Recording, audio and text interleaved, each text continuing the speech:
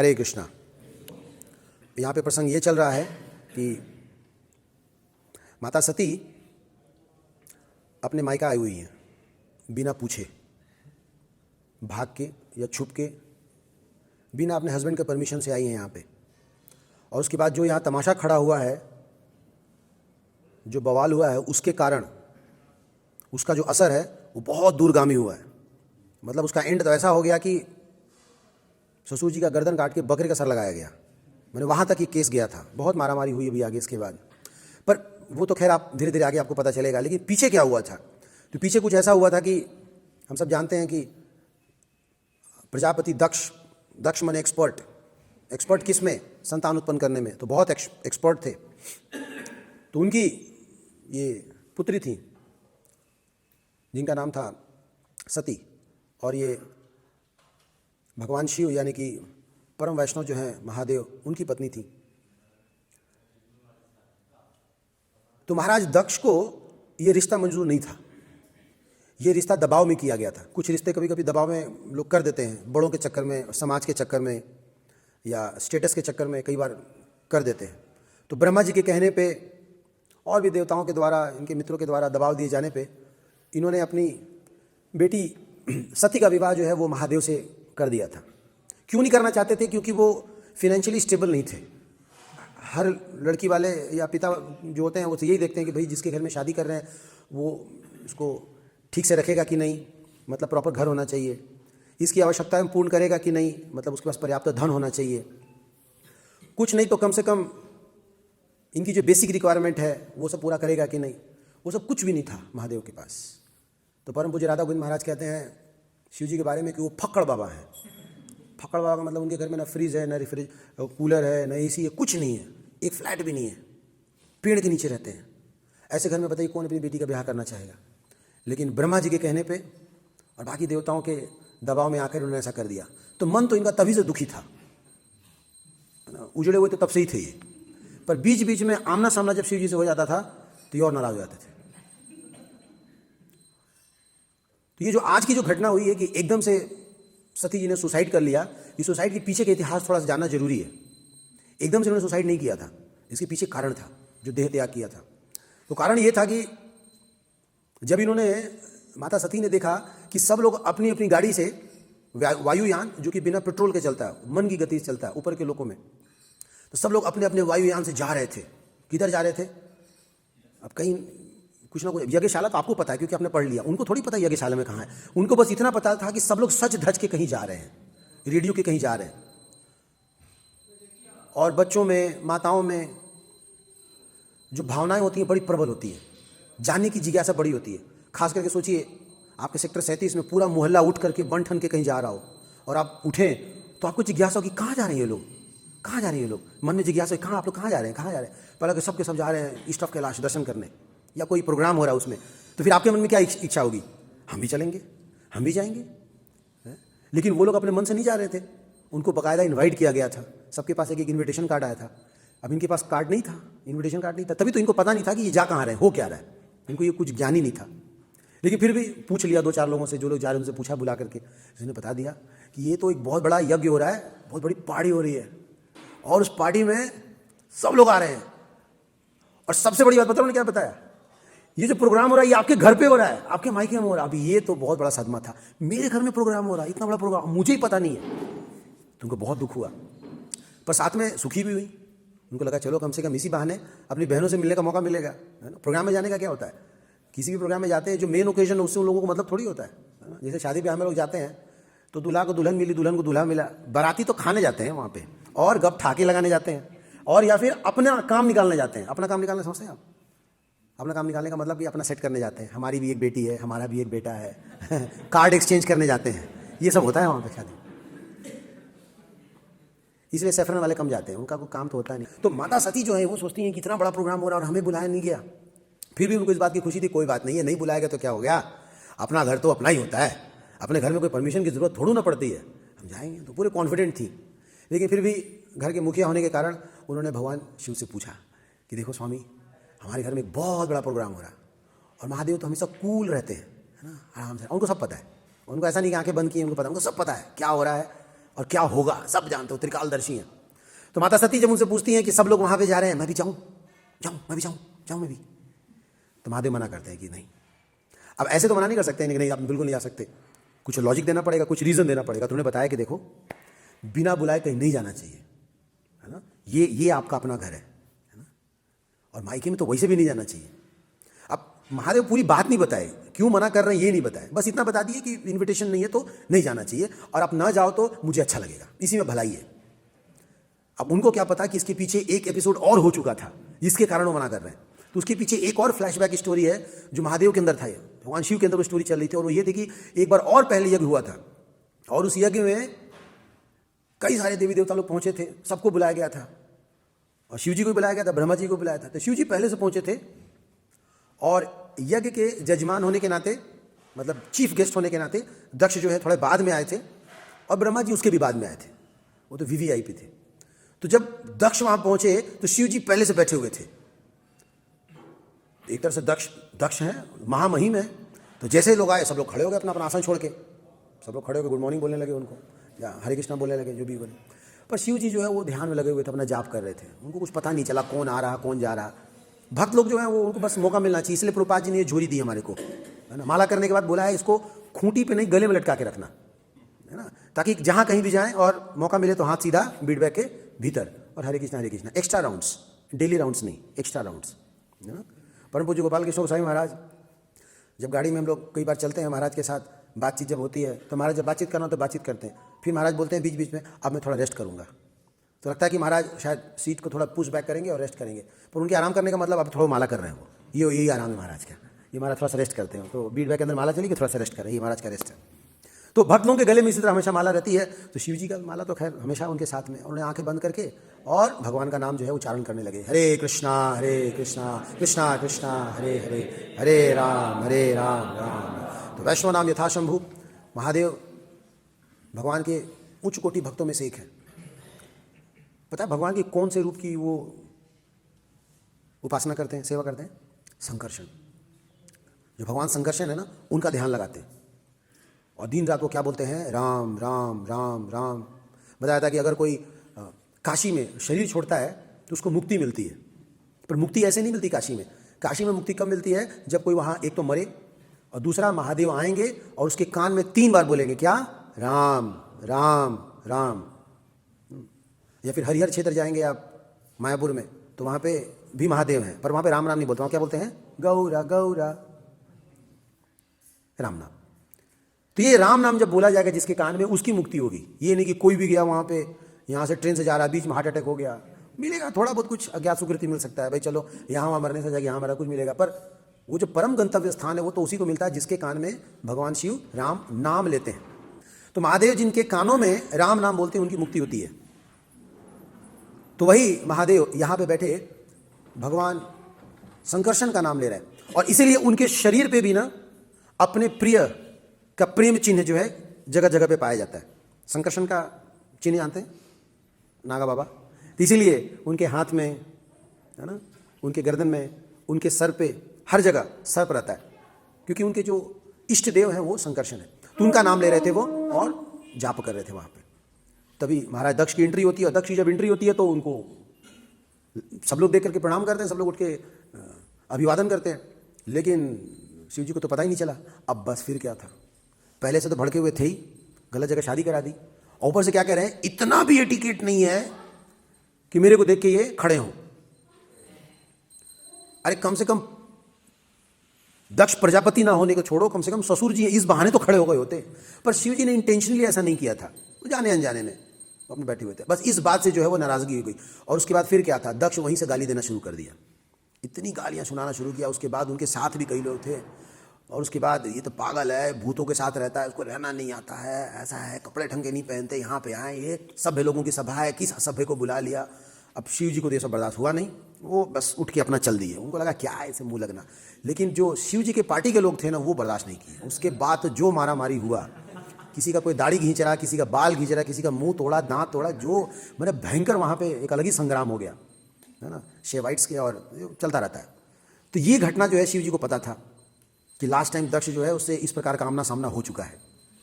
तो तो उस बात को मन में जानते थे, इसलिए अपनी पत्नी को बोले जाना मत जाना वहाँ पे, क्योंकि इन्विटेशन नहीं है, उचित नहीं जाना, क्योंकि उनको पता है कि जैसे वहाँ पहुँचेंगी इसको देख के मैं याद आऊँगा और उसके बाद इनको बोलना शुरू कर, इनको बर्दाश्त होगा नहीं और फिर एक नया तमाशा शुरू होगा। तो कई बार भक्त जब मना करते हैं तो बात मान लेना चाहिए, है ना, इतिहास में नहीं जाना चाहिए, क्यों, है ना।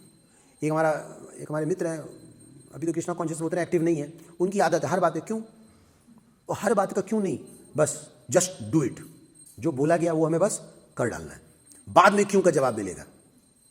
जैसे भक्तों बोला था, आप मंदिर में आए हैं, चैंट हरे कृष्णा, क्यों, पहले जा पकड़ लो, सब पता चलेगा, सब धीरे धीरे सब पता चलेगा, सब धीरे धीरे आपको अवगत कराया जाएगा, है ना। तो फेथ होना चाहिए, श्रद्धा होनी चाहिए, अच्छा, अपने अथॉरिटी पे या अपने सीनियर्स पे, गुरुजनों पे विश्वास होना चाहिए। पर माता सती को जो है डाउट हो गया, नहीं आप क्यों मना कर रहे हैं, क्या कारण है, इतने लोग आखिर जा ही रहे हैं, वो समझ ही नहीं पा रही थी कि आखिर ये मना कर क्यों रहे।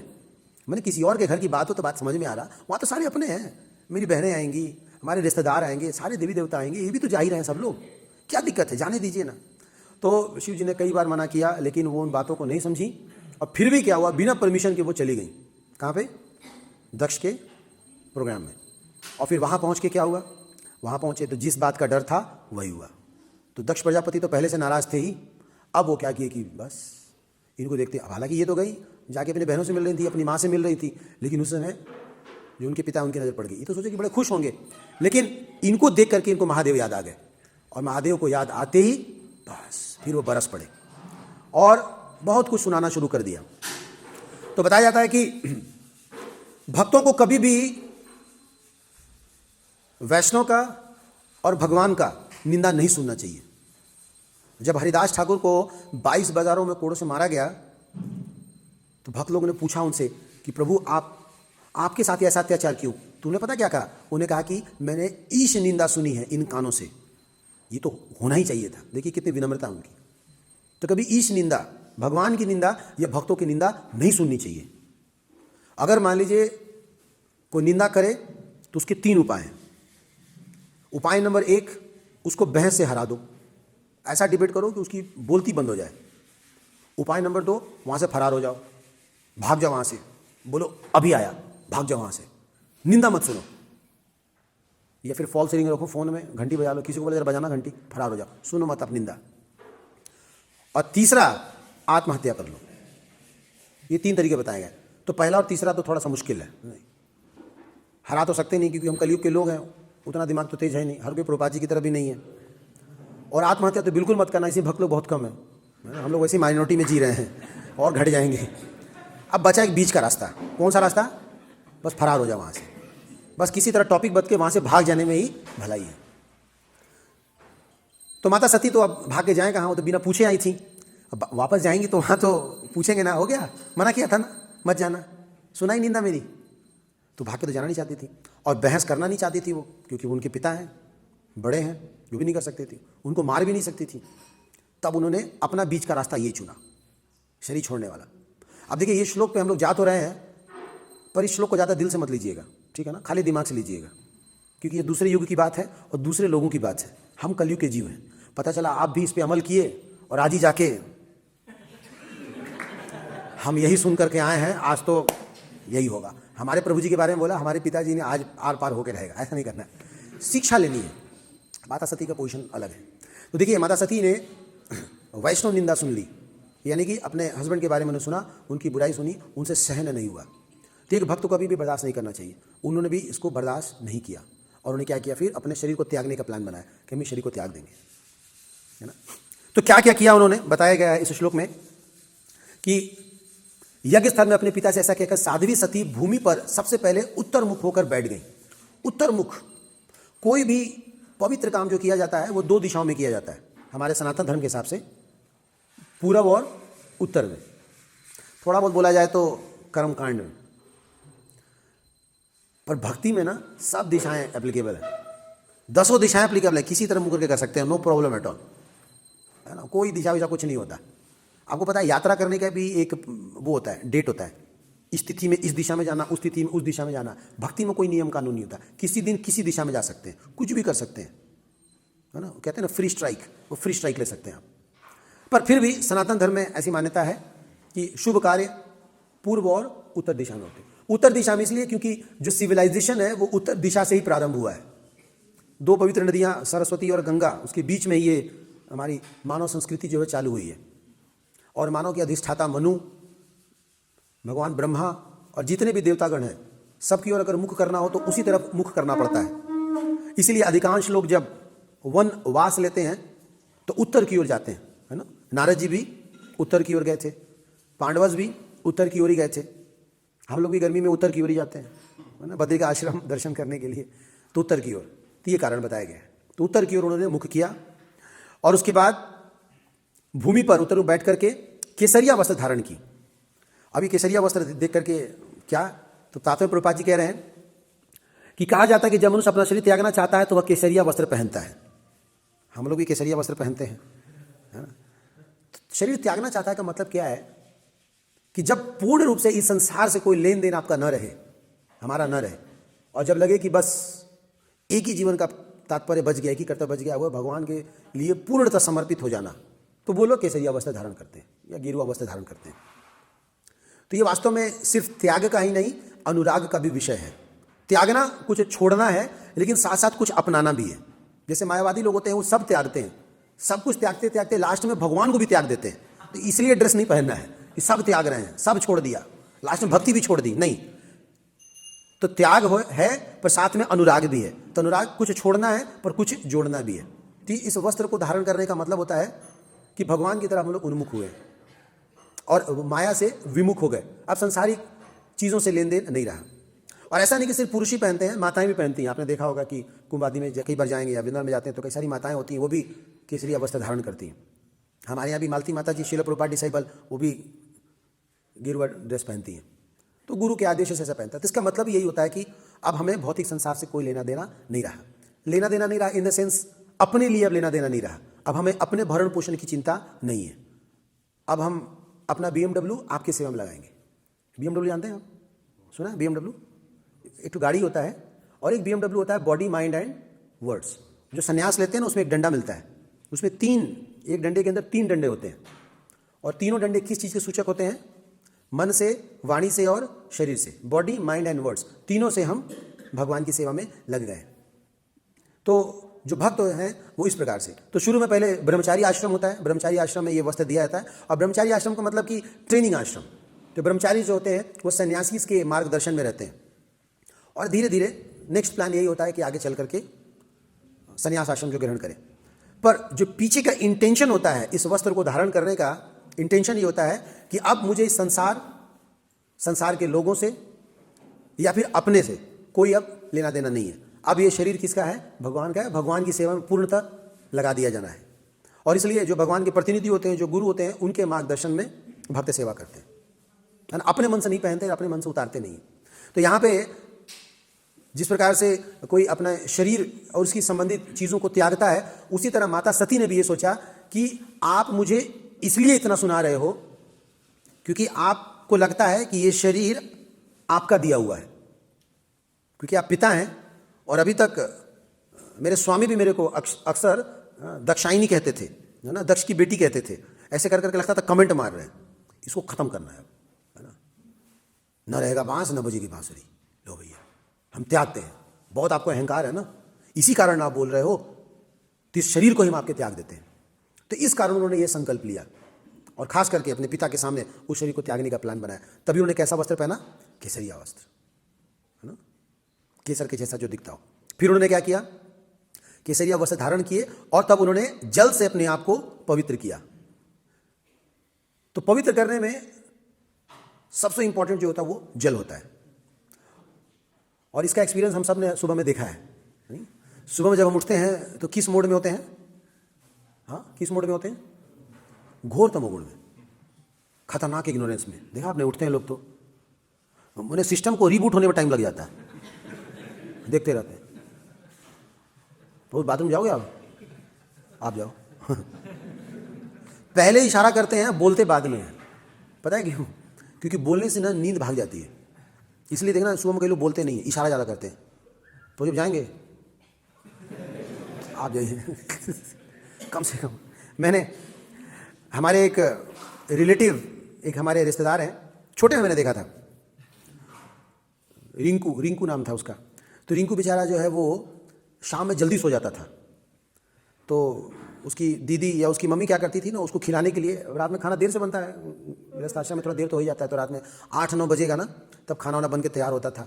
तब रिंकू को बोला जाता था, रिंकू खा लो। अब वो बेचारा गहरी नींद में, तो वो कुछ बोलता नहीं था, बस खाली एक्शन फॉलो करता था। तो बोलता, रिंकू हाँ मुंह खोलो, चलाओ।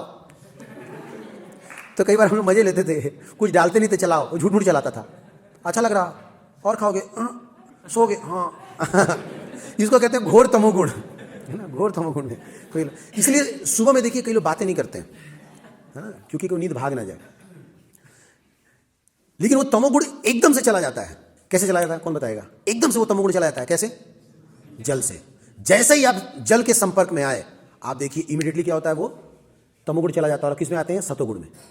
वैसे वो सारा खेल ना बस 5 मिनट का होता है। वो जो तपस्या है ना 5 मिनट की, जब रजाई हटाते हैं ना, ये भगवान टेम्परेचर देखते हैं कितना है आज का टेम्परेचर। वो तो 5 मिनट का बस खेल होता है। उसके बाद जब उठे, खैर आश्रम में हमें उतनी दिक्कत नहीं होती, क्योंकि आश्रम में संख्या इतनी ज़्यादा होती है। और मैं तो मोहन प्रभु जी के कमरे में रहता हूँ, है ना। प्रभु जी तो ऐसे उठते हैं जैसा लगता है सोए नहीं थे, है ना, फट से एकदम खड़े हो जाते हैं। और हम लोगों को ना उठाते नहीं प्रभु जी, हम लोग को डायरेक्टली नहीं उठाते हैं, इनडायरेक्टली उठाएंगे। जैसे कि पानी वानी पिएंगे ना, तो जो पानी पिएंगे के बाद ढक्कन जो होता है ना, ऐसे रखते हैं, उठाएंगे नहीं। हमें बोलते नहीं उठ जाओ, उनका तरीका अलग है। जब भी करते हैं तो वहाँ पे आचमन का पॉट रहता है, देखते कोई सो रहा है, जाप करते रहते हैं, तो समझ जाता है, जो सो रहा है वो समझ जाता है, देखा। और जो सो रहे होते हैं ना, वो इतने तामसिक माहौल में होते हैं। जैसे कि एग्जाम्पल देते हैं जीव गोस्वामी, डेड मछली की तरह। मरी हुई मछली की एग्जाम्पल देखा आपने? मरी हुई मछली अगर समुद्र में अगर देखा आपने ना, तो जब लहर आता है ना, तो लहर के साथ वो भी मछली भी उड़ जाती है, फिर नीचे चली जाती है, फिर तो लगता है कि वो जीवित है, पर मछली वो मरी हुई है। उसी तरह जब के समय भी ना कई लोग मरी हुई मछली की तरह होते हैं, एकदम घोर निद्रा में। अब बोलोगे हरे कृष्णा कृष्णा, तो हिलने लगते हैं। तो एक लहर आता है कृष्णा कृष्णा, तो मरी हुई मछली की तरह ऊपर नीचे होते रहते हैं।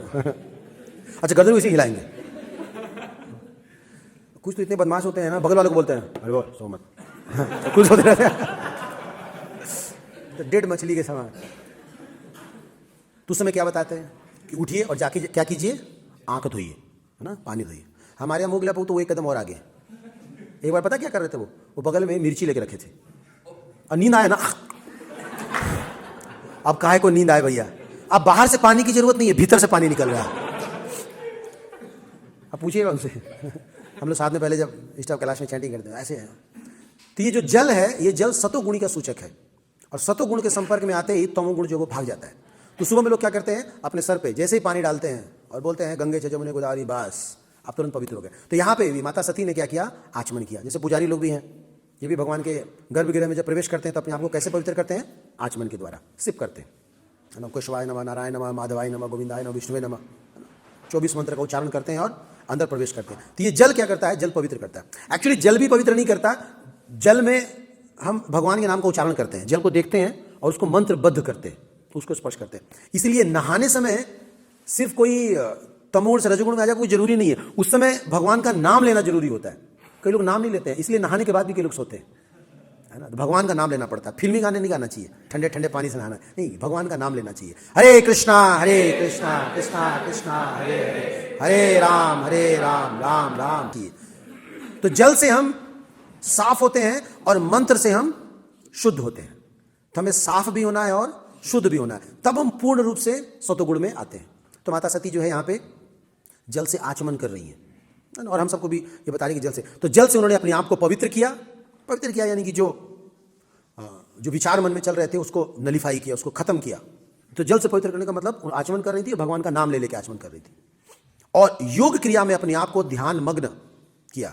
योग क्रिया में देखिए, भगवान शिव को योगेश्वर भी कहा जाता है, वो बहुत बड़े योगी हैं। और प्रभुपाद जी तात्पर्य में लिख रहे हैं कि माता सती जरूर योग क्रिया अपने स्वामी से सीखी होंगी, या फिर वो ऐसे परिवार से आती है कि वहाँ पहले से योगाभ्यास होता रहा होगा ना। ऑब्वियसली उस समय के लोग थे तो उनके यहाँ ये बेसिक था, है ना। उनको अलग से अयंगर वगैरह जाने की जरूरत नहीं थी, उनको बेसिक पता था कि बेसिक क्रिया क्या है। और लोग इतने उस समय पवित्र हुआ करते थे कि उनकी वाणी में शक्ति थी, जो बोल देंगे वो लग जाएगा। कलयुग में ऐसा नहीं है, खास करके श्रृंगी के बाद पावर सीज कर दिया गया, अभी बोलने का पावर सब ले लिया गया। लेकिन फिर भी बताया जाता है कि कोई अगर 12 साल तक अगर हरिनाम ले ले लगातार और उसके बाद कुछ बोल देगा तो लग जाएगा। इसलिए भक्तों को दुखी नहीं करना चाहिए। अगर कुछ बोल दिया तो मैंने एनीवे ये इसमें कंडीशन अप्लाई डिपेंड करता है। तो लेकिन पहले के लोग जो है ना वो बहुत ही पावरफुल होते थे, वो जो बोल देते थे लग जाता था। तो उन्होंने क्या किया, संकल्प लिया, है ना। तो मैं एक प्रवचन सुन रहा था तो उसमें बता रहे थे कि संकल्प का बहुत महत्व है और ये संकल्प सिर्फ मनुष्य ले सकता है। जैसे बताया था, आहार निद्रा भय मैथुन च संयत ये न पशु भी न रानाम धर्मो हितेषु अधिको विशेषो धर्मे नहीं ना पशु भी समाना। ये धर्म है क्या, संकल्प लेना। पशु संकल्प नहीं लेता। जैसे हम लोग संकल्प लेते हैं कि आज एकादशी है, आज हम अन्न नहीं खाएंगे और हम इस बात पे टिक जाते हैं। पशु ये इस धर्म का पालन नहीं कर सकता, है ना। जैसे कि हम लोग संकल्प लेते हैं कि आज हम पुष्पांजलि देंगे पहले, फिर हम अन्न जल ग्रहण करेंगे, ये मनुष्य कर सकता है। उसी तरह माता सती ने भी संकल्प लिया योग क्रिया के माध्यम से। और वो जो संकल्प लेना था, क्या संकल्प लिया उन्होंने कि हम ये शरीर को त्यागेंगे। हम लोग ऐसा संकल्प नहीं ले सकते, हम लोग अब हम शरीर त्यागेंगे, ऐसा नहीं हो सकता। हमारे को हमारा संकल्प भी कई बार जो है टूट जाता है, हम अपने बातों से भी मुकर जाते हैं। तो माता सती वो योग क्रिया में निपुण थी और उन्होंने क्या किया कि अपने कुंडलिनी को जागृत किया और जो अग्नि है ना अंदर से प्रज्वलित किया और अलग अलग चक्रों के माध्यम से उसको ऊपर लेकर आई। ब्रह्मरत्न कहते हैं इसको यहाँ। और यहाँ का पोर्शन जो होता है बहुत सॉफ्ट होता है। हम लोग का तो कड़ा हो गया है। जो बच्चे होते हैं ना, बच्चे, छोटे बच्चे, उनका देखना, उनका लबडब करता रहता है। देखा बिल्कुल यहाँ पे ना बहुत सॉफ्ट होता है ना। यही वो एरिया होता है जहाँ से अन्य लोगों की सुगम यात्रा पे जा सकते हैं। श्रील प्रभुपाद जी का पहला ग्रंथ, उस समय के लोग को बड़ा शौक था दूसरे ग्रहों पे जाने का, तो दूसरे ग्रह पे कैसे जाएंगे। तो ये प्रक्रिया है कि श्वास क्रिया के द्वारा आप आत्मा को यहाँ लेकर आओगे और यहाँ से वो ब्लास्ट करेगा और ब्लास्ट करके फिर किसी लोग पे जा सकते हैं। एक बार प्रभुपाद जी इसी तरह झांसी में पुस्तक वितरण कर रहे थे और पुस्तक वितरण करते करते एक व्यक्ति मिला और उसको दिखाया प्रभुपाद जी ने, ये लोग अन्य लोगों की सुगम यात्रा, इससे दूसरे लोग भी जा सकते हैं। उसको लगा बड़ा इंटरेस्टिंग, प्रभुपाद का नाम तो बड़ा इंटरेस्टिंग होता था किताबों का। वो देखने लगा बहुत बढ़िया, फोटोग्राफी बढ़िया लग रहा था। उसने देखा ना एक ऐसा बैठा मैकेनिकल इंजीनियर, हम लोग ये कहते हैं नहीं। तो प्रभुपाद ने बताया, ये देखिए इस प्रकार से आप जा सकते हैं। उनको बहुत अच्छा लगा। तो बोले स्वामी जी तो बहुत अच्छी किताब है, वेरी इंटरेस्टिंग। एक बस प्रश्न था, बोला जैसे वहाँ जाएंगे तो वापस आ सकते हैं क्या। नालायक है। प्रभुपाद ने कि जब वहाँ चले जाओ तो वापस क्यों आओगे। बोले चूंकि वापस झांसी नहीं आ सकते, फिर किताब लेने का क्या फायदा, आप रखिए हम नहीं लेंगे। तो अन्य लोगों की इच्छा जो है वो ऋषिगण करते हैं, जो भगवान के साकार रूप को नहीं मानते, है ना, उनके तेज को मानते हैं, ब्रह्म को मानते हैं या परमात्मा को मानते हैं, प्लेनरी एक्सपेंशन, पर भगवान को नहीं मानते। ब्रह्मति भगवान, ब्रह्मति परमात्मति भगवानिति शब्द थे। तो ब्रह्म या परमात्मा को मानेंगे, भगवान को नहीं मानेंगे, उस रूप को नहीं माने। इसलिए वो आध्यात्मिक जगत में तो प्रवेश कर जाते हैं पर फिर भी प्रवेश नहीं कर पाते, भगवान की सेवा प्राप्त नहीं होती। वो बीच में कहीं फंसे रहते हैं, छिपकली की तरह लाखों लाख साल तक चिपके रहते हैं वहीं पे, कुछ काम धाम नहीं करते। ये योग प्रक्रिया है। तो भगवत गीता के 12वें अध्याय में अर्जुन यही प्रश्न पूछते हैं कि हे प्रभु, इन दोनों में कौन श्रेष्ठ है। जो इस प्रकार की योग क्रिया करके आपको पाने की इच्छा करता है, आपको पाने का मतलब आपके निराकार रूप को या फिर आपके साकार। तो भगवान ने बिल्कुल क्लियर कट आंसर दिया, पढ़िएगा। साकार निराकार का बहुत, आज 90% जनता निराकार के चक्कर में फंसी हुई है। बाहर में जितने लोगों से बात करेंगे सब ब्रह्मवादी हैं, किसी को कुछ पता नहीं है, बस एक झंडा लगा लेते हैं, बोलते इसी में से राम आए, इसी में से कृष्ण आए, इसी में से आए, है ना, नीला पीला झंडा लगा लेते हैं, बोलते हैं सब इसी से आए। ऐसा थोड़ी होता है ना। भगवान के शरीर से लाइट निकलता है, लाइट से भगवान थोड़ी निकलते हैं। एवरीथिंग कम्स फ्रॉम कृष्णा और लॉर्ड। तो भगवान के शरीर से जो तेज निकलता हुआ, उस तेज में लोग जाके मिलना चाहते हैं, उसको ब्रह्म आनंद कहते हैं। और वो भी एक प्रकार की मुक्ति है। पर चूंकि वहां सेवा नहीं होती और मनुष्यों में इच्छा शक्ति होती है, तो फिर वो दोबारा इच्छा करता है कि यहाँ मजा नहीं आया, बहुत ज्यादा शांति शांति हो गया, वापस चलो। सोचिए आप पूरे फरीदाबाद में अकेले हैं, अकेले गाड़ी चला रहे हैं, बहुत बड़ी गाड़ी, बहुत महंगी गाड़ी, मजा आएगा नहीं आएगा। जब तक बगल में वैगनार और सेंट्रो ना दिखे आपको मजा ही नहीं आएगा। तो लोग चाहिए एक्सचेंज करने के लिए, आपको अच्छा नहीं लगेगा। तो वहां अकेले पड़े पड़े क्या करेंगे, वही लोग फिर वापस आते हैं और सम और दी अदर भक्तों के संपर्क में आ जाते हैं, हरिनाम सुन लेते हैं या गलती से खिचड़ी प्रसाद खा लेते हैं या जगन्नाथ जी के दर्शन कर लेते हैं। तब उनको क्या मिलता है, अहेतु की कृपा, जाने अनजाने में कृपा मिल जाती है ना। जैसे कल हम लोग डिस्कस कर रहे थे कि अहेतु की कृपा क्या है। जैसे कि मान लो कोई टमाटर फैमिली है, टमाटर फैमिली में से एक टमाटर गलती से डीटी किचन आ गया मंडी से और भोग लग गया। अब अचानक पूरे टमाटर फैमिली को कृपा मिलेगी। अब सोचेंगे हमने तो ऐसा कुछ किया नहीं, मैंने तुम्हारे घर से एक आदमी गया ना, उसके कारण मिल रहा है। इसको कहते हैं हेतु की कृपा, जाने अनजाने में। आपने बस भगवान को देख लिया, जगन्नाथ जी को देख लिया, हरिनाम सुन लिया, भक्तों के दर्शन कर लिए, इवन ये तिलक भी देख लिया ना, आपको याद आएंगे कौन, विष्णु। बस इसको कहते हैं हेतु की कृपा। अब बस आपको +10 मार्क्स मिल गया, आपको अब कुछ अच्छा होगा आपके साथ। तो वो जो तथाकथित भगवान के जो भक्त होते हैं वो वापस आते हैं संसार में, भक्तों के संपर्क में आते हैं, फिर वापस जाते हैं। बट एनीवे, यहां पे जो सती हैं उनको भगवान की प्राप्ति की इच्छा नहीं थी। इनकी इच्छा भी लगभग ऐसी ही कुछ थी, मैटेरियल डिजायर था। क्या मैटेरियल डिजायर था? इस शरीर से मुक्ति, इस शरीर से हमें मुक्त होना है, इसलिए उन्होंने इस प्रोसेस को अपनाया, है ना। और प्रभुपाद जी तात्पर्य बता रहे हैं कि ये जो योग प्रक्रिया है, इससे हम अपने कष्टों से तो मुक्ति पा सकते हैं, जन्म मृत्यु के चक्कर से मुक्त हो सकते हैं, लेकिन आनंद हमें प्राप्त नहीं हो सकता, है ना। जैसे सत्य, चित्त और आनंद होता है, तो सत्य फैक्टर तो मिल जाएगा, आप कंटिन्यू कर जाएंगे वहां पे लंबे समय तक। चित्त फैक्टर भी होगा, आपको ज्ञान भी हो जाएगा पूर्णता, लेकिन आनंद नहीं मिलेगा। आनंद के लिए आनंद घन के पास जाना पड़ेगा, घनश्याम के पास जाना पड़ेगा, कृष्ण के पास जाना पड़ेगा। इसलिए इस प्रकार से जो शरीर छोड़ते हैं वो इनकम्प्लीट यात्रा बताई जाती है, या इनकम्प्लीट मुक्ति बताई जाती है। तो पूर्ण मुक्ति कौन सी होती है? जो भगवान का सानिध्य प्राप्त करे। खैर, माता सती का ऐसा कोई प्लान था भी नहीं, उनको बस प्रॉब्लम, इनका प्रॉब्लम लोकल प्रॉब्लम था, अपने पिताजी से प्रॉब्लम था। वो चाहती थी कि ये जो बॉन्ड नहीं कट जाए, इसलिए उन्होंने क्या किया, इस शरीर को वहां पे त्याग दिया। और योग क्रिया में अपने आप को ध्यान मग्न करते हेतु अपनी आंखें मूंद ली, और आंखें मूंद करके उन्हें इस प्रकार की इच्छा की और शरीर को त्याग दिया। तो इस श्लोक से हमारे को ये शिक्षा मिलती है कि हमें भी अपने जो संबंध है ना, इस भौतिक संसार से काटना है, और हमें भी अपना सो कॉल्ड शरीर त्यागना है। सो कॉल्ड शरीर त्यागने का मतलब होता है, ये जो भगवान ने भगवत गीता में कहा है, सर्वधर्मान परित्यज्य। परित्यज्य माने छोड़ दीजिए। तो धर्मांत जितने भी धर्म होते हैं वो शरीर से संबंधित ही होते हैं। तो इस शरीर संबंधित सभी धर्मों को छोड़ना, भगवान कहते हैं मेरे पास आओ, मैं तुम्हारी रक्षा करूंगा।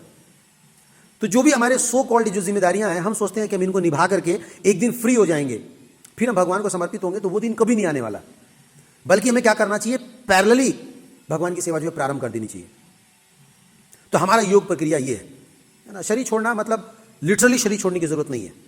इस शरीर को भगवान की सेवा में लगा दिए, समझिए शरीर छूट गया। अब शरीर छूटना क्या होता है? जैसे कि शरीर का बदलना, शरीर तो वैसे भी 7 साल में बदल जाता है। किसी भी मनुष्य का शरीर 7 साल में पूरी तरह बदल जाता है। प्रभुपाद जी ने किसी से पूछा कि Prabhupada, how much time does it take to become a pure devotee? शुद्ध शरीर प्राप्त करने वाला व्यक्ति को कितना समय लगता है? पता है प्रभुपाद ने क्या कहा? 1 मिनट, बांग्ला टोन में कहा था 1 मिनट, 1 मिनट बस लगता है। आप अभी सरेंडर हो जाओ, समझो आपने शरीर त्याग दिया, शरीर छोड़ दिया। फिर प्रभुपाद जी कहते हैं नाउ नो लुकिंग बैक, अब पीछे मुड़ के नहीं देखना है। वो एक दूसरा लाइफ था। प्रभुपाद जी कहते हैं, कई बार सन्यासीस भी कहते हैं, या मंदिर में कई भक्त भी कहते हैं, मैं अपने पिछले जीवन में, मैं अपने पिछले आश्रम में ऐसा ऐसा करता था, ये करता था। तो वो शरीर भी हमने त्याग दिया, उस शरीर को हमने छोड़ दिया है। अब हमारे को एक नया शरीर प्राप्त मिला है। कैसे? दीक्षा के बाद। तो दीक्षा काले भक्त करे आत्मसमर्पण। तो दीक्षा काल में भक्त करता है, अपना जीवन समर्पित करता है किसको? गुरु। और गुरु क्या करते हैं? उसको नया जन्म देते हैं, है ना। एक नया बर्थ मिलता है, तभी तो नया नाम मिलता है।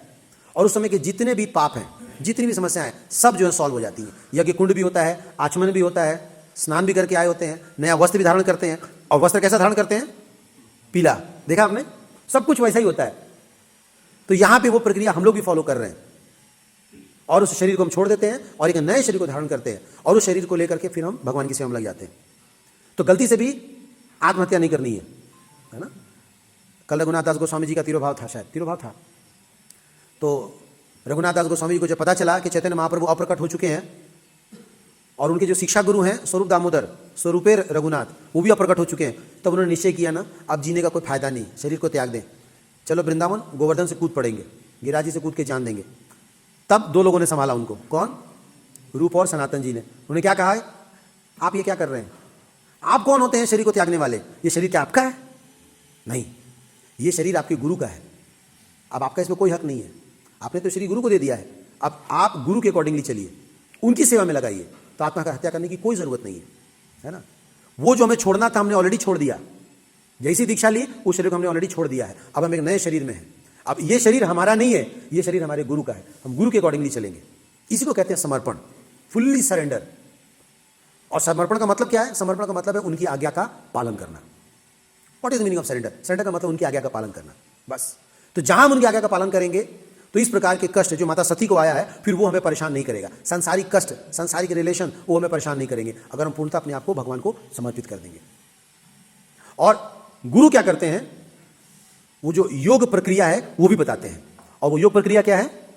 हरि नाम। कलयुग में क्या बताया गया? भगवान के नाम का उच्चारण करना। आप इन नामों को उच्चारण कीजिए, आप वापस रीइंस्टेट हो जाएंगे, जो खोया है आप वापस प्राप्त कर लेंगे। तो जैसे हम लोग एक कथा सुने थे ऐसे ही हरिनाम को लेकर कि किस प्रकार से गुरु की कृपा से कोई व्यक्ति वापस अपना शरीर प्राप्त करता है। तो दो बहुत फेमस सिंगर थे, एडम और जॉन। इनमें से एक का जो है बहुत भारी एक्सीडेंट हो गया, और एक्सीडेंट होने के बाद उसका जान तो बच गया, लेकिन वो अपना मानसिक स्थिति खो दिया, वो भूल गई, उसकी याददाश्त चली गई। अब वो सब्जी की तरह यहाँ वहाँ जा रहा था, देखते हैं सब्जी लेके जाते हैं, उस वजह यहाँ वहाँ बस खाली भटक रहा था, कुछ याद नहीं, माँ कौन, पिता कौन, भाई कौन, मैं कौन, कुछ पता नहीं।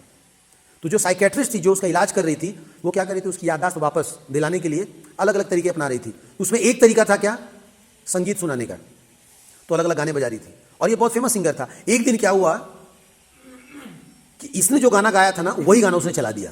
अब उसको मालूम नहीं था ये कौन है, पर इसने सुना और इसने बोला, अरे ये तो मैंने गाया ये गाना, दिस इज मी। तो वो जो डॉक्टर थी, तुम गाए हो, तुम्हारा दिमाग खराब है, बताइए कौन है, बहुत कोई फेमस सिंगर है, बोले वो मैं ही हूं, मैं गा के दिखाऊं। और वो गाने लगा, फिर वो पूरी बात बताने लगा, और फिर धीरे धीरे कह के उसको सब कुछ याद आने लगा। तो यहां पे वो याददाश्त जो वापस आई, किसके कारण आई, शब्द ध्वनि के कारण। वही शब्द ध्वनि हमारे गुरु हमें देते हैं हरिनाम के माध्यम से, और हमें क्या कहते हैं, इस शब्द ध्वनि का प्रतिदिन उच्चारण करो। और हम भी अपनी याददाश्त खो चुके हैं, नहीं, हम भी भूल गए, हमें याद है कि हम कौन है भगवान की लीला में या भगवान की सेवा में, कुछ पता नहीं है। लेकिन इसी हरिनाम का बार बार डेली उच्चारण करते करते करते करते एक दिन हम वापस अपना वो ओरिजिनल बॉडी प्राप्त कर लेंगे, और इसको बड़े कंफर्टेबली हम छोड़ देंगे। तो उस दिन इस शरीर को छोड़ना होगा हमें। तो जब तक वो शरीर प्राप्त ना हो जाए, तब तक गुरु के दिया हुआ इस शरीर का हम उपयोग करें, और उस परमानेंट इटर्नल बॉडी की प्रतीक्षा करें, उस योग क्रिया के माध्यम से, जिसको कहते हैं हरिनाम। बहुत बहुत धन्यवाद। हरे कृष्णा।